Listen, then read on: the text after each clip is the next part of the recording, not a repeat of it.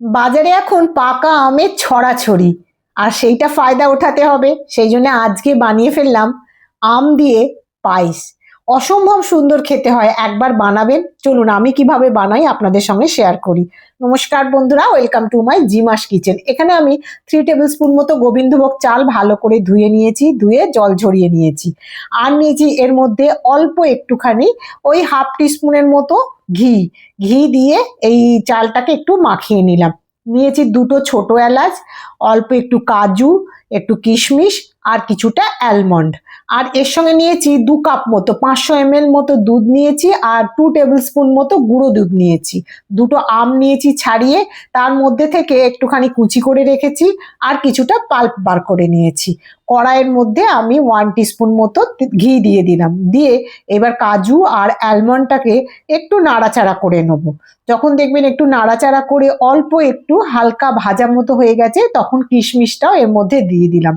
কিশমিশটা আমি জলে ভিজিয়ে রাখিনি, ডাইরেক্টই দিয়ে দিয়েছি, আপনারা চাইলে ভিজিয়ে রাখতে পারেন। এইবার আমি সমস্ত এই অ্যালমন্ড, কাজু, কিশমিশ সমস্ত একটা প্লেটের মধ্যে উঠিয়ে নিচ্ছি। ওই কড়াইয়ের মধ্যে আমি দুধটা ঢেলে দিলাম। দুধটা দিয়ে এবার আমি এটাকে একটুখানি ফুটতে দেবো, আর এলাচ দুটোকে একটু ফাটিয়ে এর মধ্যে দিয়ে দিলাম। দিয়ে আর চালটাও একটু, যেই দেখবে গরম হয়ে গেছে অমনি চালটাও দিয়ে দিলাম। এবার এই দুধের মধ্যেই আমি চালটা সেদ্ধ করতে থাকবো। বেশ ভালো করে নাড়াচাড়া করে দিলাম প্রথমেতে।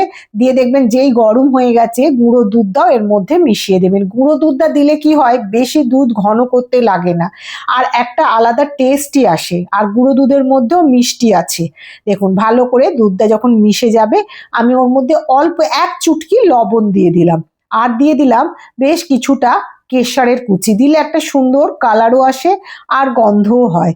দিয়ে এবার ভালো করে এটাকে আমি ফুটতে দেবো যতক্ষণ না পর্যন্ত চালটা আমার সেদ্ধ হচ্ছে। নাড়াচাড়া করতে থাকবো। গ্যাসের ফ্লেমটা মিডিয়াম টু লো এর দিকেই রেখেছি। হাই ফ্লেমে লাগলে এটা উতলেও যাবে আর তাড়াতাড়ি পুড়েও যাবে। আমি এর ওপরে 2 টেবিল স্পুন মতো চিনি দিয়ে দিলাম। যেহেতু গুঁড়ো দুধ দেওয়া আছে, ওটা তো মিষ্টি আছে, আপনারা চাইলে চিনির পরিমাণটা কমিয়ে কিংবা বাড়িয়ে নিতে পারেন।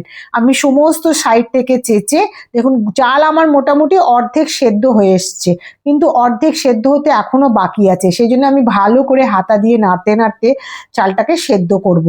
যখন দেখবো আমার অনেকটা চাল সেদ্ধ হয়ে এসছে, তখন কি করবেন, হাতার পেছন দিয়ে একটুখানি চেপে চেপে চালটা ভেঙে দেবেন।